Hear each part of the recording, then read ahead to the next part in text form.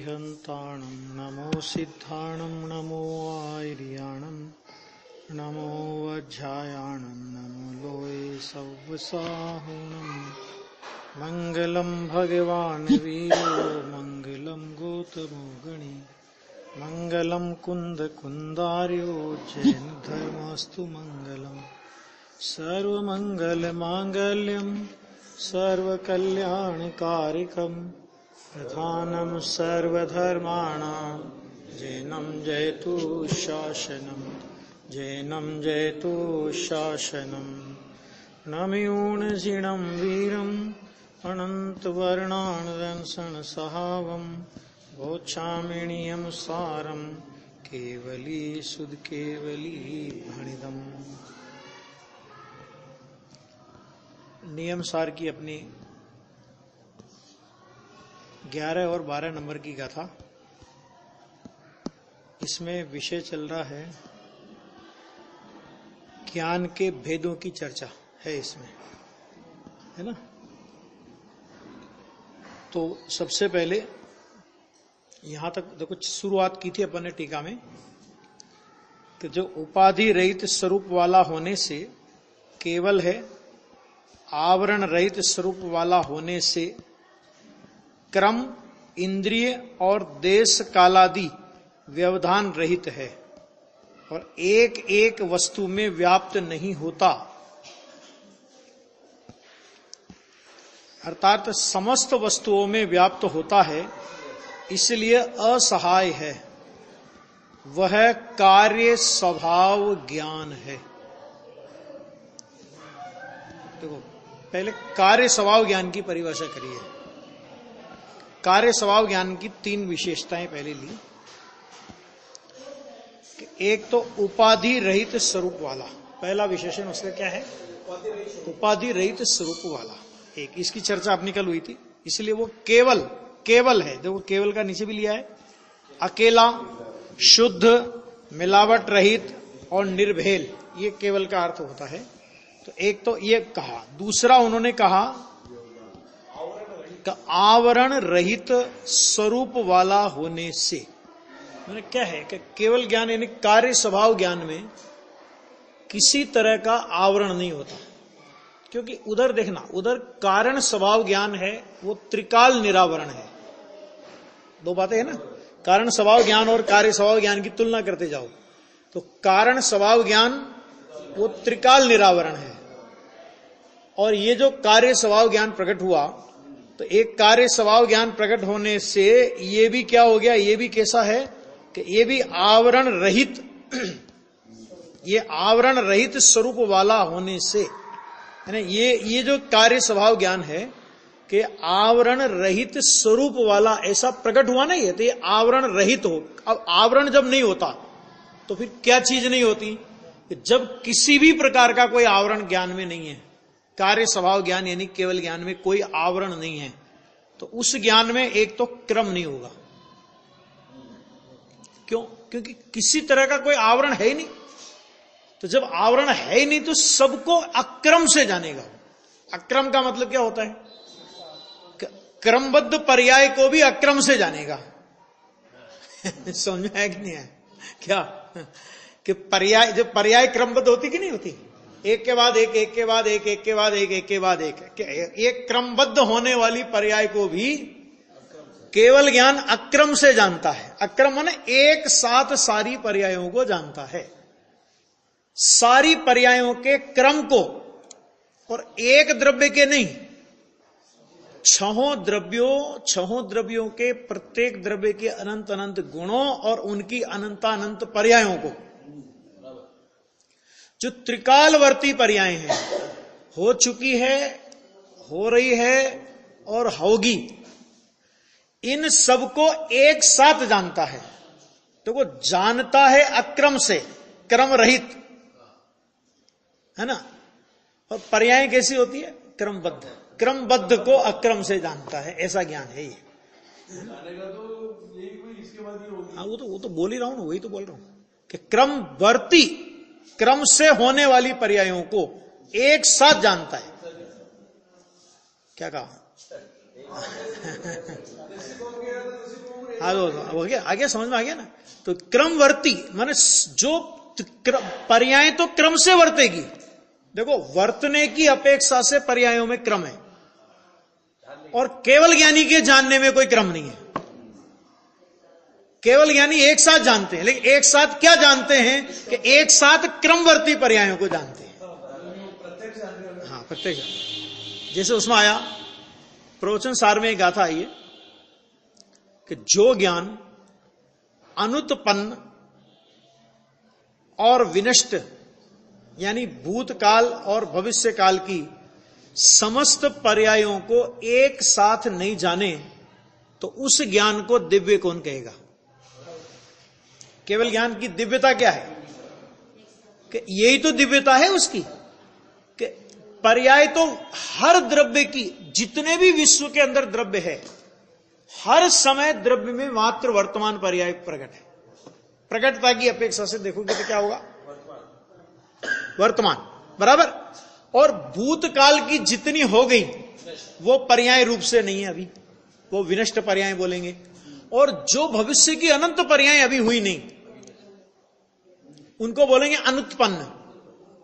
अनुत्पन्न, विनष्ट और प्रकट, तीन तरह के पर्यायों के भेद हो जाते हैं। क्या कहा, भूत भविष्य वर्तमान। मतलब क्या, वर्तमान वो प्रकट कहलाएगी, भूतकाल की विनष्ट कहलाएगी, भविष्य काल की अनुत्पन्न कहलाएगी।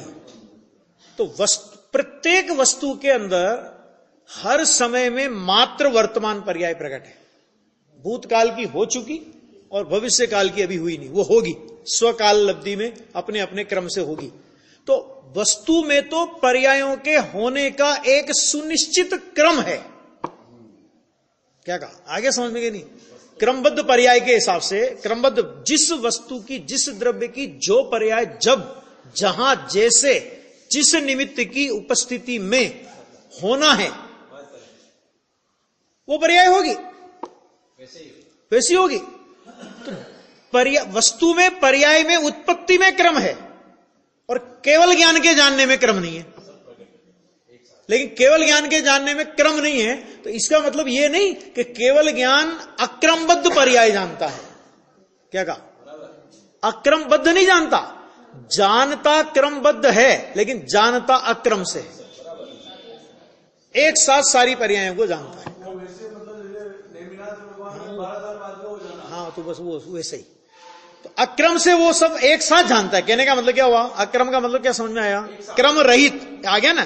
क्रम इंद्रिय और देश काल के व्यवधान से रहित है। मैंने केवल ज्ञानी के जानने में क्रम नहीं होता। ये पर्यायों की मैंने बात की। इसी तरह द्रव्य की लगा लेना, इसी तरह क्षेत्र की लगा लेना, इसी तरह भाव की लगा लेना। सभी द्रव्यों को अक्रम से जानते हैं, सभी क्षेत्र, सभी द्रव्यों के क्षेत्र को अक्रम से, पर्यायों को अक्रम से, और सभी द्रव्यों के अनंत अनंत गुणों को अक्रम से, माने एक साथ सब उनके ज्ञान का विषय बनता है। और यही उस ज्ञान की दिव्यता है। इसमें से एक न्याय और निकलता है। देखो, केवल ज्ञान ज्ञान है ना, जानने वाला है ना, और केवल ज्ञान के सामने जो विश्व है वो क्या है, गेय है, बराबर, गेय है। अब देखना, अभी बहुत गजब की बात इसमें है कि केवल ज्ञान निमित्त है विश्व के लिए, और विश्व नैमित्तिक है केवल ज्ञान के लिए, एक पॉइंट। और उधर केवल विश्व निमित्त है और केवल ज्ञान नैमित्तिक है। तो अभी यहां पर वो लेना है अपने को कि सारा विश्व निमित्त और केवल ज्ञान नैमित्तिक, माने सारा विश्व केवल ज्ञान में निमित्त है, बराबर, केवल ज्ञान में। अभी देखना, अभी बहुत न्याय से सुनना ध्यान से कि एक एक निमित्त नैमित्तिक संबंध कितने समय का होता है। निमित्त नैमित्तिक संबंध एक एक समय का होता है। हर समय नया नया केवल ज्ञान, और हर समय विश्व का भी नया नया निमित्त बना। माने विश्व का कोई भी पदार्थ केवल ज्ञान में दो समय का निमित्त नहीं होता। क्या कहा, समझ लेना बात। क्यों नहीं होता, क्योंकि केवल ज्ञान पर्याय एक समय की है ना। जब केवल ज्ञान पर्याय एक समय की है तो पदार्थ दो समय का निमित्त कैसे होगा? तो यानी इधर केवल ज्ञान जो कि विश्व के लिए निमित्त है, केवल ज्ञान विश्व के लिए निमित्त है और विश्व केवल ज्ञान के लिए निमित्त है, दोनों परस्पर में निमित्त है। समझना बात को कि उधर ये अपनी चर्चा आई है, इसमें समय सार में आई है चर्चा कि केवल ज्ञान विश्व के लिए निमित्त और विश्व केवल ज्ञान के लिए निमित्त। इसका मतलब क्या हुआ कि दोनों का जो परस्पर निमित्त नैमित्तिक संबंध है वो मात्र एक एक समय का है और एक एक समय करके वो निमित्त नैमित्तिक संबंध अनंत काल तक चलता है। अब प्रश्न ये कि विश्व नैमित्त और केवल ज्ञान उनको जानता है, तो केवल ज्ञान के जानने में विश्व निमित्त है। अब ध्यान से सुनना जरा, थोड़ा इसमें थोड़ी सूक्ष्मता है इस पॉइंट में कि केवल ज्ञान समझ लो पर्टिकुलर अपन ने कोई एक जीव पकड़ लिया, कोई भी एक जीव पकड़ लो, अपने ज्ञान में पकड़ लो, बस एक जीव पकड़ा हमने कि केवल ज्ञान में मान लो वो जीव जानने में आया। तो वो जीव कैसे जानने में आया? अपने अपना द्रव्य, अपने अनंत गुण और अपनी त्रिकालवर्ती अनंतानंत पर्यायों सहित एक समय में वो जीव जानने में आया। ध्यान से सुनना, बड़ा बहुत बारीक पॉइंट है, आगे समझ में। और वस्तु व्यवस्था क्या है कि वस्तु व्यवस्था यह है कि जीव में, जिस जीव को अभी अपन ने समझने के लिए किसी एक जीव को उदाहरण बनाया, ऐसे सारे विश्व के पदार्थों को बना सकते हैं। तो वो जो वर्तमान, वो जो जीव है जिसको केवल ज्ञान ने जाना, तो उस जीव में तो मात्र वर्तमान पर्याय प्रकट है। क्या, कौन सी पर्याय प्रकट है मुकेश जी? वर्तमान पर्याय प्रकट है। और केवल ज्ञान जान रहा है त्रिकालवर्ती पर्यायों सहित जीव को। एक पॉइंट समझ में आ गया? त्रिकालवर्ती पर्यायों सहित जीव को केवल ज्ञान जान रहा है। तो केवल ज्ञान हुआ निमित्त जानने में और त्रिकालवर्ती पर्यायों सहित जीव नैमित्तिक। सुनना ध्यान से, अभी त्रिकालवर्ती पर्यायों सहित जीव नैमित्तिक। तो क्या भाई त्रिकालवर्ती पर्यायों सहित जीव नैमित्तिक कैसे हो गया? जीव में तो वर्तमान पर्याय प्रकट है ना, नहीं झलकाने की तो केवल ज्ञान में शक्ति है, जीव में कहां शक्ति है? बात किसकी चल रही है? तो अब ज्ञेय तो वर्तमान पर्याय है ना, उसमें तो प्रकट में वर्तमान पर्याय है और त्रिकालवर्ती पर्यायों सहित वो जीव उसमें निमित्त बन रहा है केवल ज्ञान में। आ गया? क्योंकि अगर त्रिकालवर्ती पर्यायों सहित जीव द्रव्य निमित्त नहीं हो तो केवल ज्ञान त्रिकालवर्ती जीव की, त्रिकालवर्ती पर्यायों सहित जीव को जाने कैसे? माने निमित्त और नैमित्तिक ये अन्यथा नहीं होते।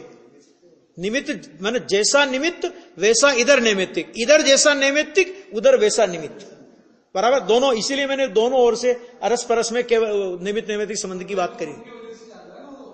मैं अभी बात कर लूं, एक मिनट सुनो, पहले सुनो इसको पूरा, बहुत गंभीर पॉइंट है, सुनो पहले इस पॉइंट को। क्या कहा कि अभी सुनो कि उसमें क्या है कि वो वर्तमान पर्याय सहित जीव द्रव्य है। सुनना बात को, पॉइंट को समझने की कोशिश करो इसको कि वर्तमान पर्याय सहित जीव द्रव्य वर्तमान पर्याय सहित है। भूतकाल की पर्याय है नहीं और भविष्य काल की पर्याय अभी है नहीं, ठीक है। और केवल ज्ञान में जानने में आ रहा है त्रिकालवर्ती पर्यायों सहित। पहले तो दोनों का अंतर समझो, अंतर समझ आ गया? अब प्रश्न ये कि अगर केवल ज्ञान त्रिकालवर्ती पर्यायों सहित जीव को जान रहा है तो वो उसमें निमित्त कौन होगा? केवल ज्ञान के जनवाने में निमित्त कौन होगा? जीव। जीव तो जीव भी त्रिकालवर्ती पर्यायों सहित होना चाहिए, मतलब निमित्त एक जैसा होना चाहिए ना। आया समझ में? तो फिर वो प्रश्न है कि त्रिकालवर्ती पर्याय कहां है जीव में? तो फिर वहां से खड़ा होता है प्रश्न कि भूतकाल की पर्यायें योग्यता रूप और भविष्य काल की पर्यायें शक्ति रूप, ऐसी सामर्थ्य को लेकर हर समय जीव विद्यमान है। आगे समझे मनोज भाई? आया समझ में कि नहीं? अब आ गया कि ये यहां से निकलता है कि अगर उस जीव द्रव्य में वो योग्यता नहीं हो, भूतकाल की पर्याय योग्यता रूप और भविष्य काल की पर्याय शक्ति रूप और वर्तमान पर्याय प्रकट रूप, ये उस जीव का अपना स्वरूप हर समय नहीं होवे, तो केवल ज्ञान में त्रिकालवर्ती पर्यायों से जीव द्रव्य जानने में नहीं आ सकता। पॉइंट समझ में आ गया नहीं आएगा? अब इसमें समझो कि हर समय प्रकटता तो नई पर्याय की होगी और जो वर्तमान पर्याय है वो अगले समय भूतकाल में चली जाएगी, मानो वो योग्यता में चली जाएगी, और जो आगे की पर्याय वो शक्ति रूप है। अब इसको ही समझो, शक्ति की व्यक्ति होते हुए योग्यता हो जाएगी। इसका मतलब क्या हुआ? दूसरी भाषा में कहें, भविष्य काल वर्तमान होते हुए भूतकाल हो जाएगा, और ऐसी योग्यता हर समय हर पदार्थ के अंदर पड़ी है, और तब वो पूरा निमित्त कहलाएगा पदार्थ, तब वो निमित्त है। आ गया समझ में? आ गया? इसका मतलब क्या हुआ कि भाई साहब, एक समय की पर्याय को इधर से उधर अगर तुम करने की कोशिश करते हो, केवल ज्ञान झूठा हो जाएगा, उसकी चिंता मत करो, लेकिन वो पदार्थ का अस्तित्व ही खत्म हो जाएगा। क्यों? क्योंकि पदार्थ हर समय वो सामर्थ्य को लेकर के बैठा है, भूतकाल की पर्यायों को शक्ति रूप, भविष्य की शक्ति रूप, भूत की योग्यता रूप और वर्तमान की प्रकट रूप, और ये स्थिति हर समय होगी। माने पदार्थ अपनी त्रिकालवर्ती पर्यायों से गुंथित है। क्या कहा? आगे समझ में कि त्रिकालवर्ती पर्यायों से वो पदार्थ गुंथित है, और वो त्रिकालवर्ती पर्यायों से गुंथित पदार्थ केवल ज्ञानी के केवल ज्ञान में एक समय में निमित्त बनता है, और केवल ज्ञानी का केवल ज्ञान एक समय में उस पदार्थ को जानने का नैमित्तिक है। अब बताओ, अब करो पर्याय को इधर से, कौन करेगा बताओ? क्रमबद्ध पर्याय, हाथ पे हाथ धर के बैठ जाएंगे क्या? पुरुषार्थ उड़ जाएगा, ऐसा हो जाएगा, वैसा हो जाएगा। अरे पदार्थ से तो पूछो पहले। इधर उधर हो सकता है क्या? हाँ, जिनवाणी कहती है कि अगर ऐसे पदार्थ को नहीं जाने तो उस ज्ञान को दिव्य कौन कहेगा?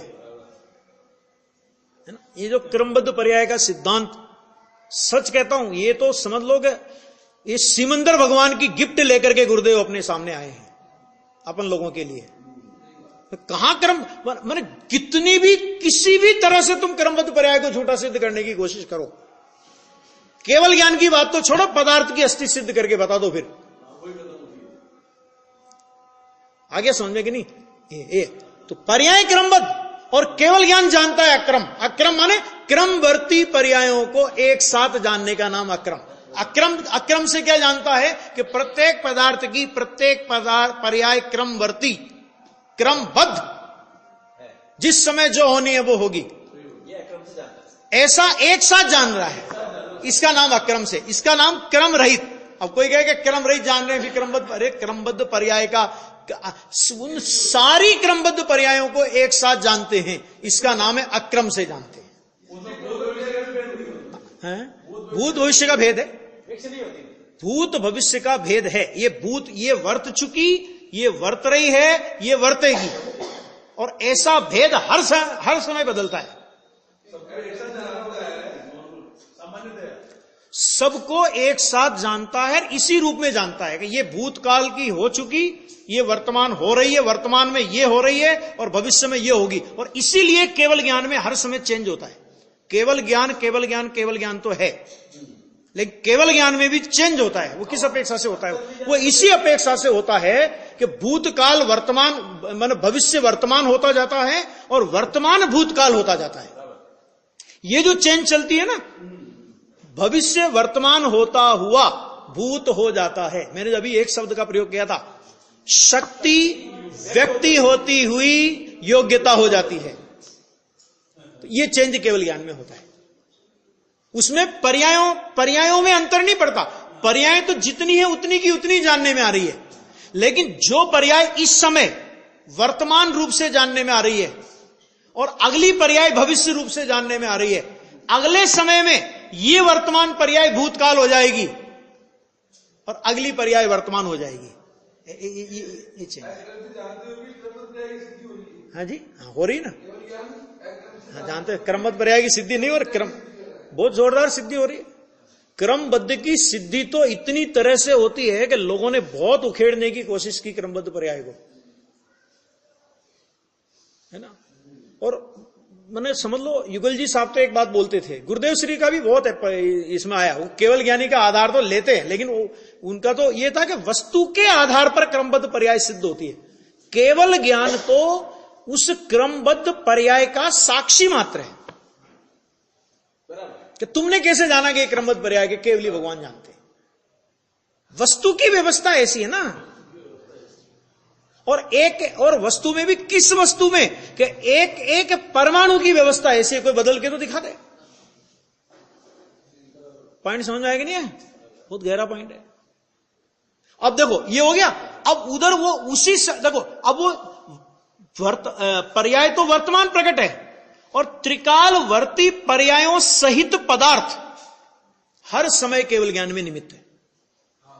ठीक है, अब अगर पदार्थ भी चाहे, चलो कोई और दूसरा तो चाहे नहीं चाहे, लेकिन केवल ज्ञानी के ज्ञान में जो पदार्थ का स्वरूप जानने में आ गया, पदार्थ था वैसा जानने में आया। अब पदार्थ भी अपनी पर्याय को इधर से उधर नहीं कर सकता, दूसरों की बात तो छोड़ दो। ये वो नहीं है मजिस्ट्रेट दुनिया का कि जिसके सामने तुम कुछ भी बयान बदल दो बाद में। समझ आ गया नहीं है क्या? आ गया? तो वो बदल ही नहीं सकता है, वो हो ही नहीं सकता है, संभव ही नहीं है वो। ऐसी पदार्थ की खचित व्यवस्था, इसके लिए बोलते हैं ना गुंथित है, ये शब्द का गुरुदेव प्रयोग करते थे कि प्रत्येक पर्याय त्रिकालवर्ती पर्यायों से गुंथित है, गुथा हुआ है। अब उस गुथनी को अगर आप तोड़ोगे तो अकेली वो गुथनी ही नहीं टूटेगी, वो पूरा पदार्थ टूटेगा, पूरा पदार्थ नष्ट हो जाएगा। अभिप्राय में पदार्थ रूप से तो पदार्थ कभी नष्ट होता नहीं, क्योंकि अज्ञानी की मान्यता के अनुसार पदार्थ की व्यवस्था नहीं है। लेकिन अपनी मान्यता में वो पदार्थ की इस सहज व्यवस्था को तोड़ने का प्रयत्न करता है। तो अभिप्राय में वो एक पदार्थ को तोड़ने का प्रयत्न करता है, एक पदार्थ की पर्याय को बदलने का प्रयत्न करता है। तो जो एक पदार्थ को बदलने का प्रयत्न करता है, वो सारे विश्व के पदार्थों को बदलने का प्रयत्न करता है। इसका मतलब क्या हुआ कि उसने अपने अभिप्राय में एक पदार्थ की हत्या की, पर्याय के क्रम को बदलने की बात करके अपने उसकी हत्या की, तो सारे विश्व के पदार्थों की हत्या का महापाप उसे लगता है। समझ में आ गया? हजारों कत्ल खाने चलाने वाले, करोड़ों गायों को काटने वाला जितना पाप नहीं करता होगा, उससे ज्यादा पाप ये करता है। क्यों? क्योंकि उसमें तो लिमिट है कि इतने पशुओं को उसने मारा, एक उदाहरण के लिए समझना, इतने को मारा, लिमिट है। लेकिन ये तो अनलिमिटेड, विश्व के सारे पदार्थों के स्वरूप की अपने अभिप्राय में हत्या करने वाला। इसलिए गुरुदेव बोलते थे, मिथ्या दृष्टि ने तो अनंत अनंत कत्ल खाने खोल रखे हैं। ये गुरुदेव का वचन है, ये अनंत अनंत कत्ल खाने खोल रखे हैं। जब पहले हमने भी पढ़ा ना, तो हमको भी लगा एक गुरुदेव ऐसा क्या बोलते हैं, लेकिन लगा वास्तव, फिर जब उसका विचार किया, मैंने कहा ज्ञानी पुरुष की वाणी है तो कोई अन्यथा तो हो नहीं सकती। तो उसमें लगा कि एक पदार्थ को परिवर्तन करने का मतलब, एक पदार्थ की एक पर्याय को भी इधर से उधर करने का मतलब, जब तुम एक पदार्थ को इधर से उधर करने का अभिप्राय रखते हो, तो तुम्हारे अभिप्राय में विश्व के अनंत पदार्थों को बदलने का, उनके परिवर्तन का अभिप्राय, उनकी पर्यायों को बदलने का अभिप्राय है। और एक पर्याय को बदलने का अभिप्राय, वो उस वस्तु की अपने अभिप्राय में हत्या। तो एक पदार्थ की हत्या करने वाला अपने अभिप्राय में अनंत पदार्थों का हत्यारा हुआ कि नहीं हुआ? और अनंत पदार्थों का हत्यारा हुआ ना, इसलिए उसका नाम, ऐसे अभिप्राय का नाम मिथ्या दर्शन, और ऐसे परिणाम का नाम अनंतानुबंधी कसाई कहा जाता है। आगे समझने के नहीं आया? हाँ, ये है इसका मतलब। बहुत अभिप्राय की भूल सबसे बड़ी भूल है, इसके पीछे यही ये कहकर के वो 7 व्यसनों से बड़ा पाप कह दिया। तो 7 व्यसन में कौन सा पाप दुनिया का बच गया, जरा बता दो मुझे। मिथ्यात्व को 7 व्यसनों से बड़ा पाप कहा, तो 7 व्यसनों में दुनिया का ऐसा कौन सा पाप है जो नहीं आया? है ही नहीं उसके अलावा कोई। उस 7 व्यसनों में सारे पाप आ गए जगत के। जगत के जितने पाप हैं वो सब 7 व्यसनों में आ जाते हैं। और जगत के 7 पाप मिथ्यात्व वो आ गए, और उनने ये भी कह दिया कि इन 7 व्यसनों का अधिकतम फल क्या? तो उन्होंने कहा 7वां नरक। 7वां नरक, इससे ज्यादा नहीं। 7वां नरक, यानी अभी तेरी सम्यक दर्शन की योग्यता नहीं मिटी, और वहां से निकल करके फिर पशु होगा, फिर सम्यक दर्शन की योग्यता नहीं मिटी, वहां से निकल करके फिर नरक में जाएगा, 7वें नरक से निकल करके नियम से पशु होगा, और पशु होकर के फिर नरक में जाएगा, तीसरी बार सम्यक दर्शन की योग्यता, और वहां से निकल करके फिर पशु, चौथी बार सम्यक दर्शन की योग्यता, आगे का मुझे पता नहीं। इतना पाप करने वाला भी अभी 4 बार सम्यक दर्शन की योग्यता रख रहा है।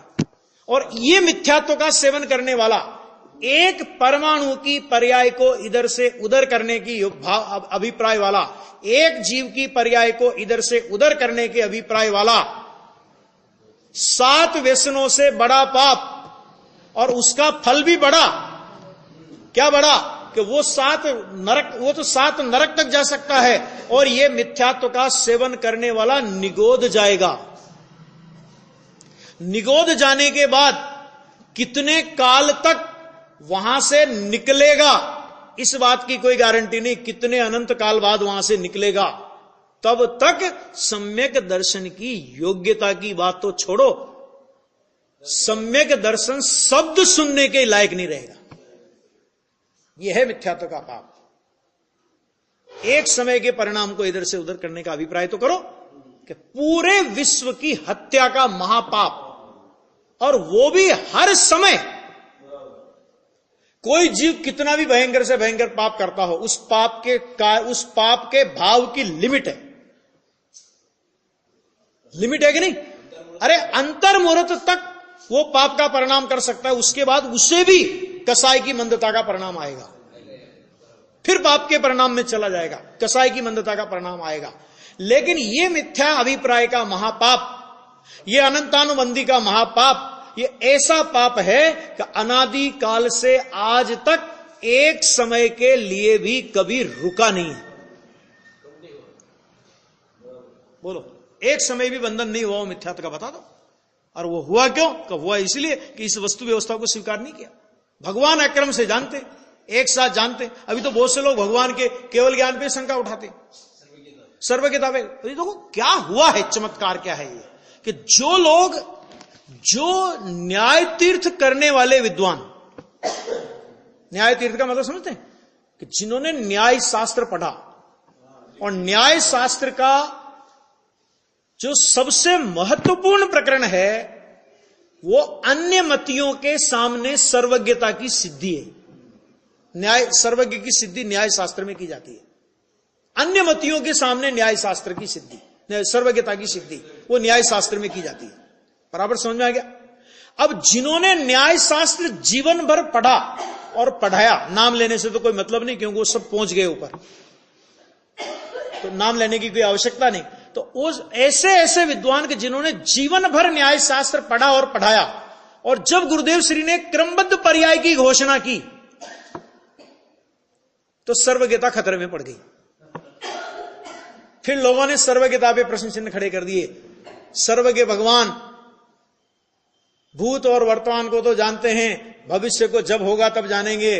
भविष्य को जानते तो हैं, लेकिन सशर्त जानते हैं, अथवा युगपत जानते हैं, अलग अलग पर्यायों को नहीं जानते। भाई अनंत पर्याय होंगी भविष्य में, ऐसा जानते हैं, लेकिन इसके बाद यही पर्याय होगी, इसके बाद यही पर्याय होगी, इसके बाद यही पर्याय होगी, इसके बाद यही पर्याय होगी, कि ऐसा नहीं जानते।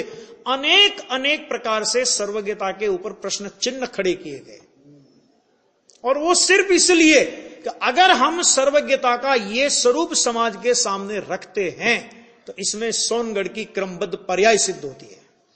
यही एक अभिप्राय था जयपुर खाने तत्व चर्चा में देखो तो इसी संबंध में ज्यादा प्रश्न खड़े हुए हैं, क्रमबद्ध पर्याय और निमित्त उपादान, बस दो के संबंध में प्रश्न खड़े हुए हैं कि तुम वस्तु की व्यवस्था, ये तो हम ये मानने के लिए तैयार हैं कि एक के बाद एक पर्याय होगी, एक के बाद एक पर्याय होगी, एक के बाद एक पर्याय होगी, इस तरह हम क्रम नियमित तो मान सकते हैं, इसके बाद यही होगी ये हम नहीं मान सकते। तो फिर केवल ज्ञान क्या जानेगा भाई? फिर केवल ज्ञान अनिश्चित ज्ञान हुआ ना। क्या हुआ? केवल ज्ञान अनिश्चित ज्ञान हुआ। मतलब भगवान को भी सोचना पड़ेगा कि भैया मैं देखूं जरा क्या हो सकता है इसका।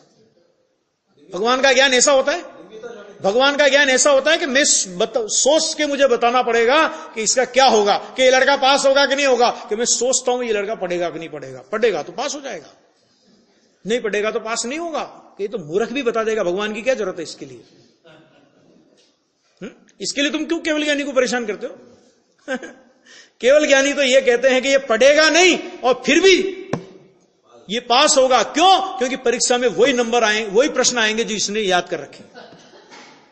और ये भी केवल ज्ञानी जान सकते हैं कि ये कितना ही पढ़ ले, लेकिन जिस समय ये परीक्षा में घुसेगा उसी समय इसको चक्कर आएंगे, गिरेगा ये, और इसको हॉस्पिटल ले जाना पड़ेगा। ये पास ही नहीं, पास होने की बात तो छोड़ो, ये परीक्षा नहीं दे पाएगा। ये भी केवल ज्ञानी जानते हैं 6 महीने पहले से, अनंत काल पहले से, लेकिन अभी 6 महीने परीक्षा में बाकी है ना, वो केवल ज्ञानी बता सकते हैं।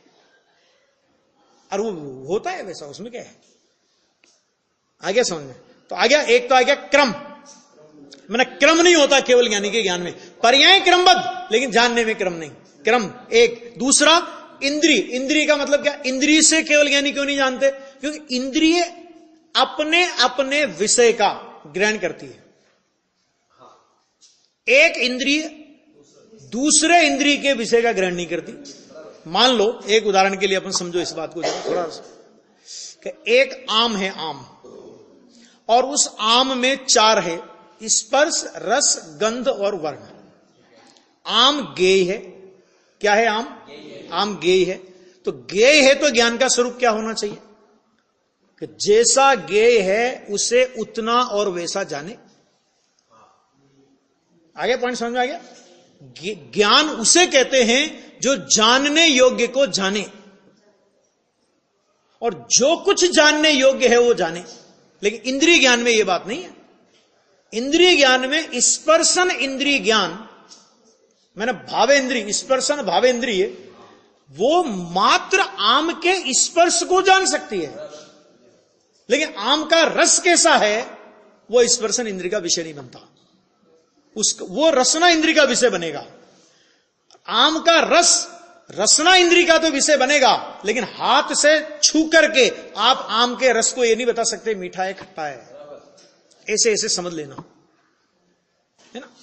तो केवल ज्ञानी अगर इंद्रियों से क्यों नहीं जानते? क्योंकि इंद्रियां एक विषय को भी खंड खंड करती है। एक पॉइंट। दूसरा पॉइंट, इंद्रियों का विषय मात्र और मात्र रूपी पदार्थ, और रूपी पदार्थ में भी कैसा रूपी पदार्थ इंद्रियों का विषय? स्कंद रूप परिणमित रूपी पदार्थ, वो भी दृष्टिगोचर हो सकने योग्य रूपी पदार्थ। स्कंद भी बहुत हैं, लेकिन सारे स्कंद इंद्रियों के विषय नहीं बनते। आ गया? और उसमें भी उस स्कंद की एक एक क्वालिटी को एक एक इंद्री जानती है। उस स्कंद की सारी क्वालिटीज को एक इंद्री नहीं जान सकती। स्पर्श भी है, रस भी है, गंध भी, वर्ण भी, उस स्कंद में तो सब है, लेकिन एक इंद्री एक को जानेगी। तो ज्ञान उसे नहीं कहते जो एक को जाने और 3 को ना जाने, एक को जाने और 2 को ना जाने, है ना? इसको जाने और उसको न जाने, उसको ज्ञान नहीं कहते। केवल ज्ञान का स्वरूप यह है कि जैसा ज्ञेय हो वैसा ही ज्ञान जानता है। ज्ञेय के कारण से नहीं, जानता अपनी योग्यता से है, लेकिन ज्ञेय और ज्ञान का ऐसा निमित्त नैमित्तिक संबंध है, इसलिए केवल ज्ञानी भगवान को इंद्रियों से जानना नहीं होता। क्यों नहीं होता? क्योंकि वो सभी पदार्थों को प्रत्यक्ष जान रहे हैं, एक साथ जान रहे हैं, युगपत जान रहे हैं, अक्रम जान रहे हैं, है ना, तो इसके इंद्रियों के द्वारा उनको जानना नहीं होता। अभी उसके बाद कि देश और कालादि के व्यवधान रहित है। देश और काल, देश और काल का मतलब क्या है कि देश माने क्षेत्र पूरा, अरे लोकाकाश के अलावा अनंत अनंत अलोकाकाश है जहां जीव जा नहीं सकता, लेकिन अलोकाकाश ज्ञान का गेय बनता है। देखो जैन दर्शन का एक एक सूत्र स्वतंत्रता की घोषणा करता है कि देखो अलोकाकाश में तो जीव नहीं जा सकता ना, नहीं जा सकता ना, फिर भी अलोकाकाश ज्ञान का गेय बनता है कि नहीं बनता? बनता है। इसका मतलब क्या हुआ कि ज्ञान का गेय बनने के लिए उस पदार्थ तक जाना या उस पदार्थ का ज्ञान में आना आवश्यक नहीं है। इसका मतलब क्या हुआ कि अलोकाकाश को भी ज्ञान जानता है। इसका मतलब अलोकाकाश में गए बिना, क्योंकि जा ही नहीं सकता, और अलोकाकाश ज्ञान में आए बिना ज्ञान जानता है। इससे क्या निष्कर्ष निकला कि लोकाकाश के सभी पदार्थों को जानने के लिए भी ज्ञान को लोकाकाश के उन पदार्थों में जाने की जरूरत नहीं होती, और लोकाकाश के वे पदार्थ ज्ञान में नहीं आते, क्योंकि अगर उनमें जाने की जरूरत पड़े ज्ञान को, अथवा उन पदार्थों को ज्ञान में आने की जरूरत पड़े, तो फिर अलोकाकाश ज्ञान का गेय नहीं बन सकता। न्याय समझो, अलोकाकाश ज्ञान का गेय बना ना, तो अलोकाकाश ज्ञान का गेय बना, यही ज्ञान और गेय की स्वतंत्रता की सिद्धि कर रहा है। नक्की तो करो। हाँ, वस्तु स्वरूप तो कहीं से भी देखोगे ना, कहीं से भी स्वतंत्रता की सिद्धि होगी, हर जगह से। आ गया? तो ये हो गया। तो देश और कालादि, कालादि में अनादि अनंत काल, अनादि अनंत काल। अब अनादि कि भाई साहब पहली पर्याय, भाई पहली पर्याय कि भाई अनादि की पहली पर्याय बताओ कौन सी है? अनादि, अ माने नहीं है, आदि माने शुरुआत, कि जिसकी कोई शुरुआत नहीं है। तो जब शुरुआत नहीं है तो पदार्थ जैसा है वैसा केवली जानते हैं, या जैसा नहीं है वैसा केवली जानते हैं? तो जब पदार्थ की कोई शुरुआत ही नहीं है, पदार्थ अनादि है, तो फिर पदार्थ की पहली पर्याय कौन सी? ये केवली भगवान भी नहीं बता सकते। केवली भगवान भी यही कहेंगे कि वो अनादि है। और अंतिम पर्याय कौन सी होगी साहब मेरी? पता या अंतिम पर्याय क्या तुम्हारा? फिर अच्छा अंतिम पर्याय हो जाए, फिर उसके बाद तुम्हारा क्या होगा? तुम्हारा क्या होगा उसके बाद? अंतिम पर्याय होगी, उसके बाद क्या हुआ? कि भाई अंतिम कोई पर्याय नहीं। जब अंतिम पर्याय है ही नहीं तो केवली भगवान कैसे जानेंगे? तो अनादि को अनादि रूप से और अनंत को अनंत रूप से जानते हैं। तो ये हुआ काल अपेक्षा जानना, मैंने त्रिकालवर्ती हो गया। और क्षेत्र में सबसे बड़ा क्षेत्र आकाश का है, आकाश से बड़ा किसी का क्षेत्र नहीं है। ज्ञान, आत्मा का ज्ञान अगर सारे विश्व में आत्मा के प्रदेश फैले तो लोकाकाश प्रमाण होता है। तो लोकाकाश प्रमाण। और आत्मा कितने आकार में रहता है? कि वर्तमान शरीर के आकार रूप आत्मा के प्रदेश रहते हैं। सिद्ध भगवान हो जाएंगे तो अंतिम शरीर से किंचित न्यून पुरुषाकार उनके आत्मा के प्रदेश अवस्थित हो जाएंगे। केवल लोकाकाश में व्याप्त होने की परिस्थिति केवली समुद्घात के समय आती है, इसके अलावा तो नहीं आती। तो इतने से प्रदेशों में रहकर और अपने प्रदेश से, अब ज्ञान की जब आत्मा अपने शरीर प्रमाण क्षेत्र में रहता है तो आत्मा द्रव्य उतने प्रमाण में रहेगा, आत्मा के गुण उतने प्रमाण में रहेंगे, और आत्मा की एक एक पर्याय उतने क्षेत्र प्रमाण में रहेगी ना। इतने से क्षेत्र प्रमाण में रहकर अनंत क्षेत्र का माप ले लेती है। बोलो, ऐसा नहीं? केवल ज्ञानी भगवान आदिनाथ भगवान का शरीर का अवगाहना 500 धनुष थी, यानी 2000 हाथ लंबे, और भगवान महावीर कितने हाथ थे? 7-8 लंबे, बराबर ना? तो अभी वो 2000 हाथ लंबे, तो उनको थोड़ा स्पष्ट दिखता होगा दूरबीन लगा के, जैसे थोड़ा बड़ा है ना, उनका प्रदेश बड़ा है। आत्मा के प्रदेश बहुत फैले हुए हैं, तो उनका केवल ज्ञान थोड़ा साफ होता होगा और इनको थोड़ा छोटा छोटा दिखता होगा। कुछ नहीं जितना। अच्छा, अब ऐसा तो नहीं कि केवल ज्ञान आदिनाथ भगवान को कितने करोड़ों वर्षों बाद हो गया और अभी कोई केवली हुआ, तो सीनियरिटी जूनियरिटी का तो फर्क पड़ता होगा?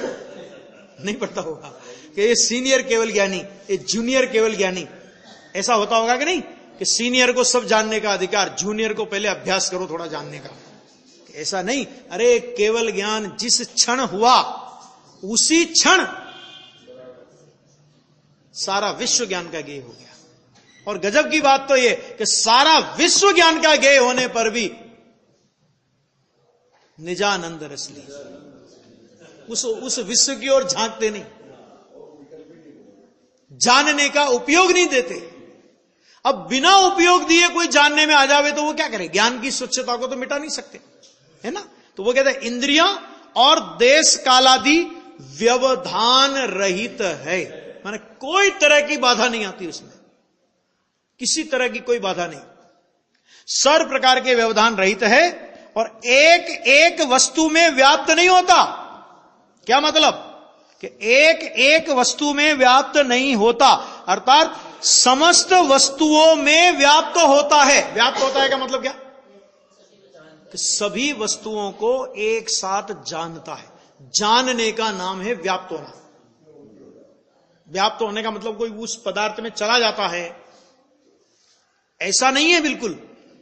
देखो ये बात इसलिए इतनी चल रही है कि जैसा इधर कार्य स्वभाव ज्ञान है, ठीक वैसा ही कारण स्वभाव ज्ञान अंदर में है। वो त्रिकाल है, वो चर्चा आने वाली है। आ गया? तो ये एक एक समस्त वस्तुओं में व्याप्त होता है, मतलब पर्टिकुलर एक वस्तु को जाने,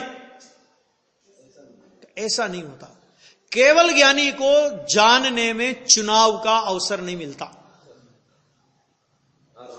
मैं इस पदार्थ को नहीं जानूं, यह सुविधा केवल ज्ञान में नहीं है। क्यों नहीं है? क्योंकि ज्ञान के सारे आवरण दूर हो गए। जब आवरण दूर हो गए तो जानने के सारे व्यवधान मिट गए, है ना? अब अच्छी और बुरी, गंदी और सुंदर जो भी चीजें हैं जगत में, वो सबको केवल ज्ञानी एक साथ जानने में आ रही। और राग द्वेष है नहीं तो नरक के दुख भी जानने में आ रहे हैं और सब जानने में आ रहे हैं, कोई फर्क नहीं पड़ता उससे। उनको ना उनसे सुख होता है ना दुख होता है, प्रभावित नहीं होते, ऐसा है। आ गया देखो, इसलिए अच्छा फिर क्या कहते हैं कि समस्त वस्तुओं में व्याप्त होता है, इसलिए असहाय है। असहाय माने किसी वस्तु की उसे किसी की सहायता लेनी पड़े, असहाय। असहाय माने जिसे किसी की अपेक्षा नहीं, जिसे जानने के लिए भी विश्व के पदार्थों की अपेक्षा नहीं। आ गया? कि पदार्थ हैं तो जानता है, ऐसा नहीं, और जानता है इसलिए पदार्थ है, ऐसा नहीं। पदार्थ भी है और जानना भी है, लेकिन दोनों अपने अपने से है, एक दूसरे का कोई लिंक नहीं है। आ गया? ऐसा केवल ज्ञान। केवल ज्ञान माने कोई हमने ऐसा समझ लिया हम अपने गज से केवल ज्ञान को मापते हैं। अरे केवल ज्ञान के लिए एक जगह लिखा, शास्त्र में आता है एक जगह कि केवल ज्ञान के लिए, प्रत्यक्ष ज्ञान के लिए कुछ भी असंभव नहीं है। तो फिर राजमल जी साहब से प्रश्न किया कि ठीक है साहब, कुछ भी असंभव नहीं है तो फिर पर का भी कुछ करने की संभावना है ना, उनमें कुछ भी असंभव नहीं है ना।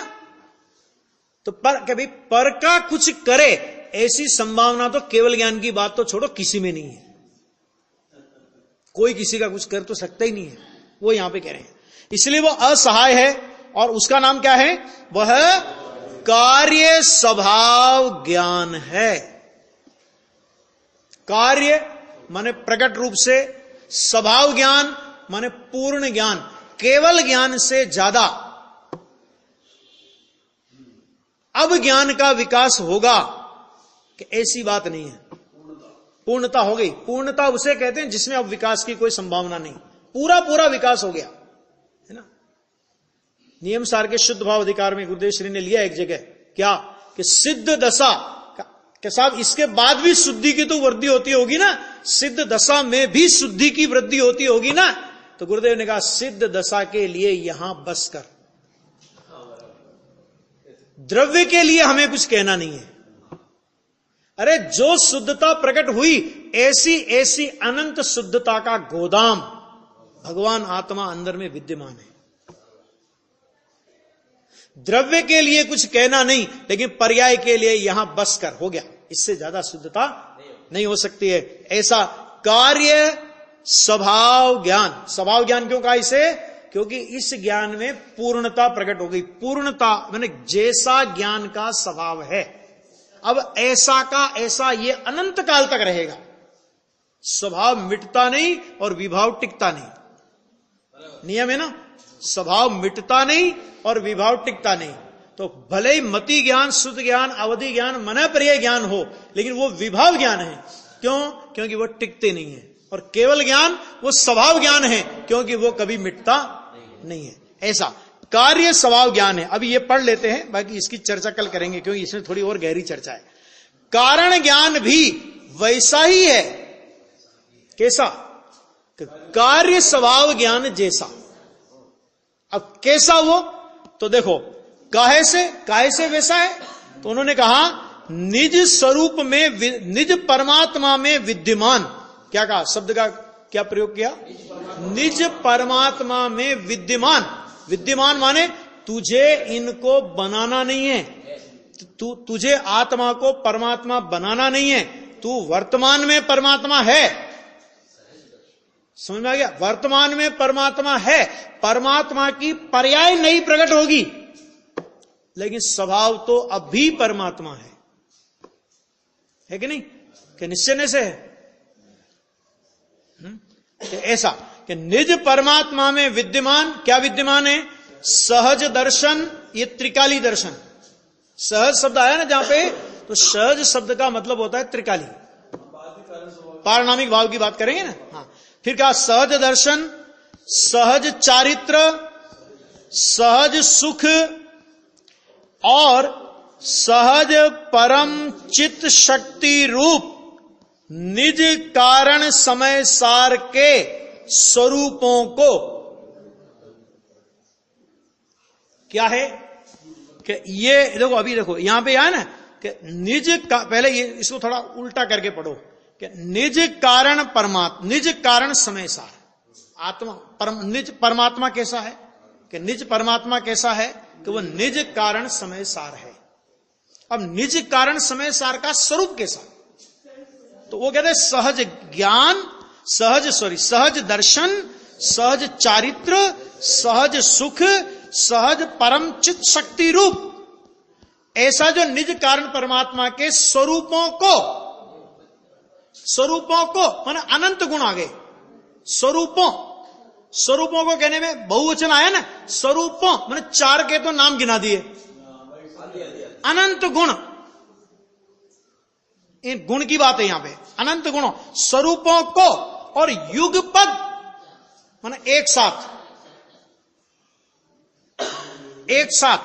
फिर कहा जानने में समर्थ होने से वैसा ही है। अब ये जानना, ये क्रिया रूप जानना नहीं है, ये समझो। ये जानना जो है ना, ये सहज ज्ञान, सहज दर्शन, ये जो कारण समय सार का स्वरूप है, उसको जानने में समर्थ होने से, मैंने उसको जानने का ऐसा उसका स्वभाव ही है, ये क्रिया रूप नहीं है। इसके लिए गुरुदेव ने एक शब्द का प्रयोग किया, ध्रुव में ध्रुव का प्रतिभास।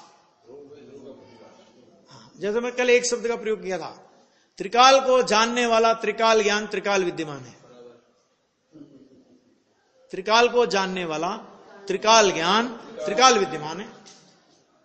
इसके लिए नियम सार में आगे लिया कि ये जो कारण स्वभाव ज्ञान है, कहते ये स्वरूप प्रत्यक्ष है, स्वरूप प्रत्यक्ष है।